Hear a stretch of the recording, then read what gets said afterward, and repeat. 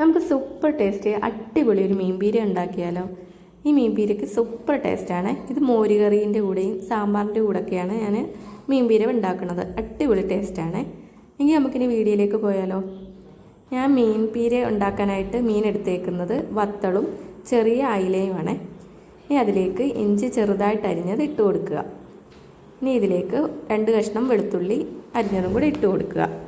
ഒരു തക്കാളി അരിഞ്ഞതും കൂടി ഇട്ട് കൊടുത്ത ശേഷം അതിലേക്ക് 3 ചെറിയ മുളകും കൂടെ ഇട്ട് കൊടുക്കുക, അരിഞ്ഞിട്ട് കൊടുക്കുക. ഇനി കുടംപുളി ഇട്ട് കൊടുക്കുക, കറിവേപ്പിൻ്റെ ഇലയും ഇട്ട് കൊടുത്ത ശേഷം മാറ്റി വെക്കുക. അരപ്പിനായിട്ട് തേങ്ങയിലേക്ക് ഒരു സവാള അരിഞ്ഞതാണ് ഇട്ട് കൊടുക്കുന്നത്. പിന്നെ 1/2 സ്പൂൺ മുളകിൻ്റെ പൊടി, 1/4 സ്പൂൺ മഞ്ഞളിൻ്റെ പൊടി എന്നിവ ഇട്ട് കൊടുത്ത ശേഷം ഒന്ന് ചതച്ചെടുക്കുന്നുണ്ട്. ഒത്തിരി അരയരുത്, ഒന്ന് ജസ്റ്റ് ഒന്ന് ചതച്ചാൽ മതി. ഈ ചതച്ച മിക്സ് മീനിലേക്ക് ഇട്ട് കൊടുക്കുന്നുണ്ട്.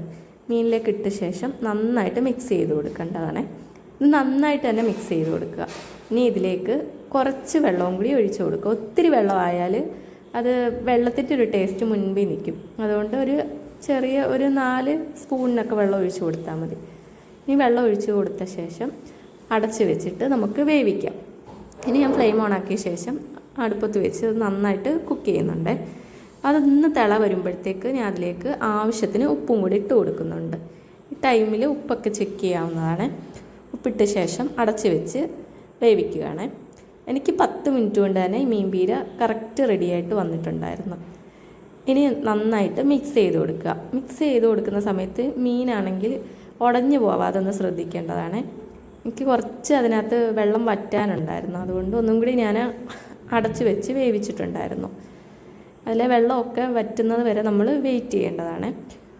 ഇനി വെള്ളമെല്ലാം വറ്റിയതിന് ശേഷം നന്നായിട്ടിത് മിക്സ് ചെയ്ത് കൊടുക്കുക.